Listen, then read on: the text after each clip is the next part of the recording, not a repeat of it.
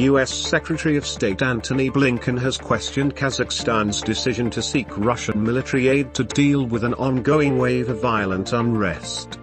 Dozens of people have been killed in protests triggered by a rise in fuel prices, but Mr. Blinken said the U.S. believes that the Kazakh government can deal with the protests itself. The UN Security Council will meet next Wednesday in an informal session to address the latest developments in Sudan as demonstrations against military rule in the African nation continue, diplomatic sources said. Beijing and Moscow in the past have stressed that the situation in Sudan was an internal matter. NATO foreign ministers said they remained united against any possible Russian military action in Ukraine and signaled that many security demands made by the Kremlin were unacceptable. The United States said it had approved the voluntary departure of non-emergency U.S. government employees and family members from the Consulate General in the Kazakh city of Almaty, amid an ongoing state of emergency in the country. The world recorded 13.5 million cases in the last week alone, which is 64% higher than the previous 7 days. At the same time, average of deaths dropped 3% over the past week, in line with reports that Omicron causes less severe illness than other variants.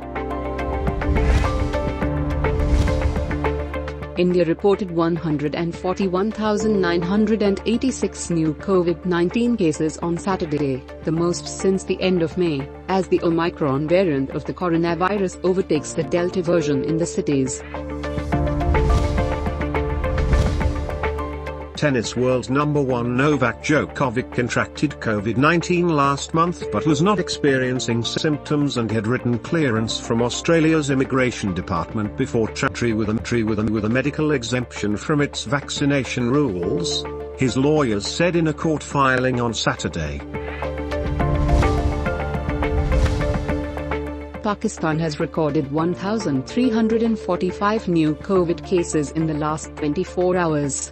According to NCOC, it reports 1 death from the virus. Fatality rate rises from below 1 to above 2 as recorded 2.89%. The federal government has deployed the personnel of the Pakistan Army and other civil armed forces for rescue operations after 16 tourists died in their vehicles in Murree due to heavy snowfall in the hill station. Prime Minister Imran Khan could be one of the leading dignitaries to attend the Beijing Olympics 2022, which will start on February 4, sources said. Pakistani Prime Minister's presence would be of great significance as some major Western countries have decided on the diplomatic boycott of the mega event.